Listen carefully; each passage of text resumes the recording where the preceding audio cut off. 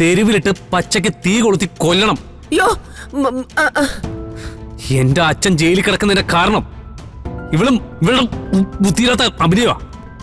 ഇവളിങ്ങനെയൊക്കെ നടന്നതേ പേടിച്ചിട്ടാ മോനെ. ആ നശിച്ച സ്ഥലത്ത് കേറല്ലേ എന്ന് പറഞ്ഞ നാട്ടുകാരി മൊത്തം നടക്കുന്നേ. അപ്പൊ നിനക്കെന്താ അങ്ങോട്ട് കേറി ചെല്ലാഞ്ഞു? അവിടെ കണിമംഗലത്തെ ജയഭാരതി ലോക്കപ്പിൽ കിടക്കുന്നില്ലേ? ഒന്ന് കാണണ്ടേ മുത്തശ്ശി? ആ, അത് ഞാനൊന്ന് ചോദിച്ചു നോക്കാം. അത് കാണേണ്ട കാഴ്ച തന്നെയാടി മോളെ.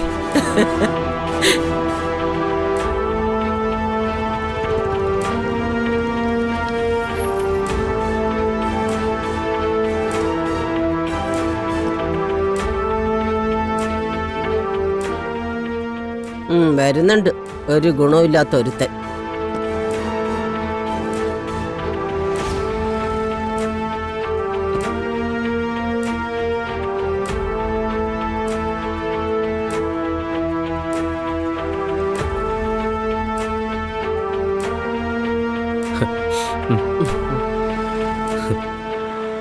എന്താ മുത്തശ്ശി, സുഖല്ലേ? ഓ, എന്ത് സുഖം. ഞങ്ങളുടെ കഷ്ടപ്പാട് CI സാറ് പറഞ്ഞില്ലേ? അല്ല, പ്രിയങ്കയുടെ അസുഖമൊക്കെ ഭേദമായല്ലോ അല്ലേ? പ്രിയങ്കയ്ക്ക് ഒരു അസുഖം ഇല്ലെന്നാണല്ലോ എല്ലാവരും പറയുന്നത്. ഏതെല്ലാവരും? കണിമംഗലത്തുനിന്ന് ഞങ്ങളെ തല്ലി ഓടിക്കാൻ വേണ്ടി അവരൊരു കള്ളം ഉണ്ടാക്കിയതാ. എവൾക്ക് ഒരു മാറ്റവും വന്നിട്ടില്ല. മുത്തശ്ശി, നമുക്ക് പോവാം. എനിക്ക് വിശക്കുന്നു. ഒന്ന് മിണ്ടാതെ നിക്കടി പെണ്ണേ.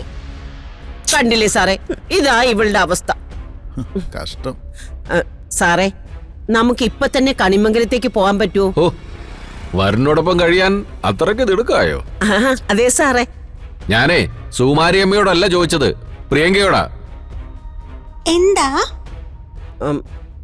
എന്റെ പൊന്നു സാറേ, ബുദ്ധിയില്ലാത്ത അവളോട് ചോദിച്ചിട്ട് എന്തിനാ? ബുദ്ധിയുള്ള എന്നോട് ചോദിക്കേ. ഇന്നലെ രാത്രിയിൽ ചില സംഭവവികാസങ്ങളൊക്കെ ഉണ്ടായി. കണിമംഗലത്തെ മുത്തശ്ശി പോലീസ് സ്റ്റേഷനിൽ നിന്ന് ഇറങ്ങി.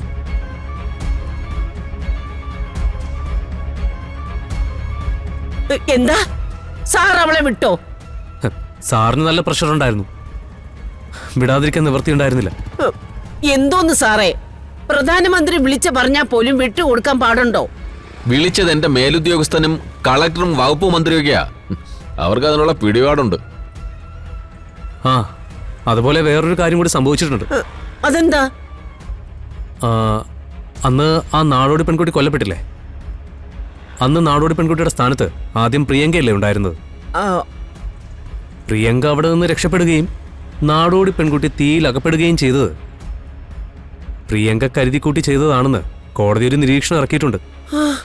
ആ, മിക്കവാറും പ്രിയങ്കയ്ക്ക് ഒരു അറസ്റ്റ് വാറണ്ട് ഉണ്ടാവും.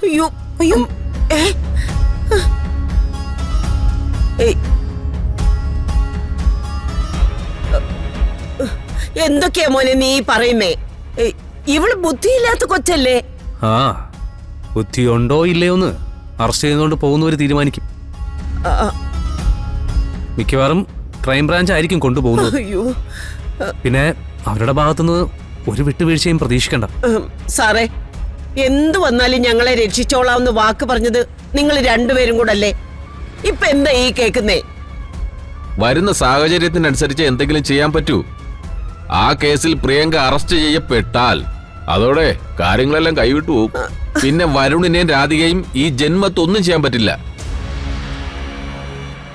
ആ, ഇതൊക്കെ മറികടക്കാൻ ഒരു മാർഗമുണ്ട്. ഓ, അതെന്താണെന്നൊന്ന് പറ മോനെ. അതെന്തായാലും നമുക്ക് ചെയ്യാം. മാർഗം അച്ഛൻ ജയിലിൽ നിന്ന് പുറത്തിറങ്ങുക എന്നുള്ളതാണ്. അച്ഛൻ പുറത്തിറങ്ങിയ പ്രിയങ്കയുടെ പേരിൽ ഇപ്പോൾ വന്നിരിക്കുന്ന കേസ് അച്ഛൻ പിൻവലിക്കും.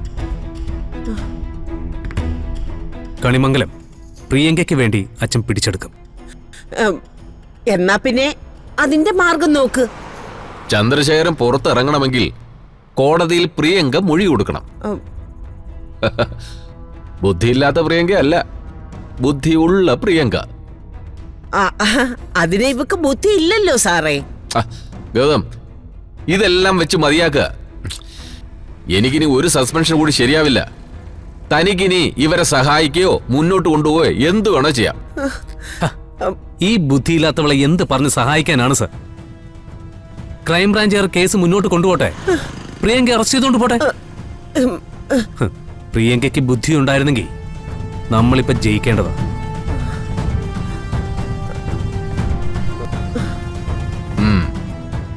അപ്പൊ സുകുമാരിയമ്മേ, നിങ്ങളായി നിങ്ങളുടെ പാടായി. നിങ്ങളെ കണിമംഗലത്തിൽ നിന്ന് ഇറക്കി വിട്ടാലും ആറ്റുവാശ്ശേരി ഇറക്കി വിട്ടാലും പരാതിയുമായി ഇനി എന്റെ മുമ്പിലേക്ക് വരണ്ട. അതല്ല, ചന്ദ്രശേഖരനെ രക്ഷിക്കാനുള്ള ബുദ്ധി നിങ്ങളുടെ കൊച്ചുമകൾക്കുണ്ടെങ്കിൽ ഞാനിത് പരിപൂർണമായിട്ടും പരിഹരിച്ചു തരാം. ആ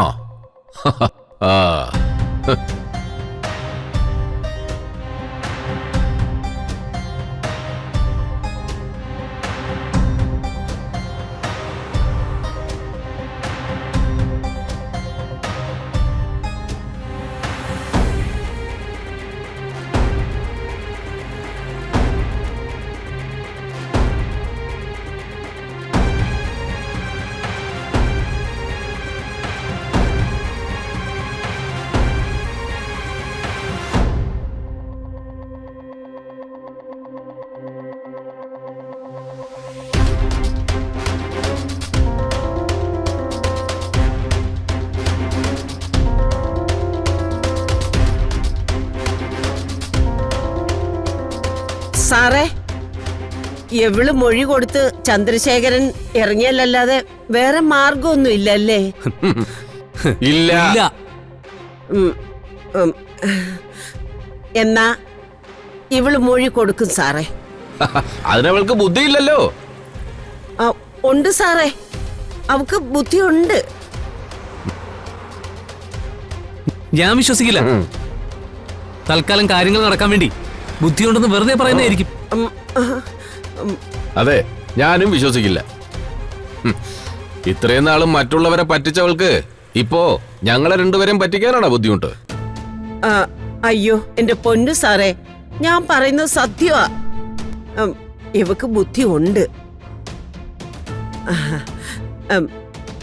എന്റെ പൊന്നുമോളെ, നീ നേരെ ചൊവ്വ ഒന്ന് സംസാരിക്ക. എനിക്ക് ബുദ്ധിയുണ്ട് സാർ. എന്റെ ബുദ്ധിക്ക് ഒരു കുഴപ്പമില്ല. കണ്ടോ,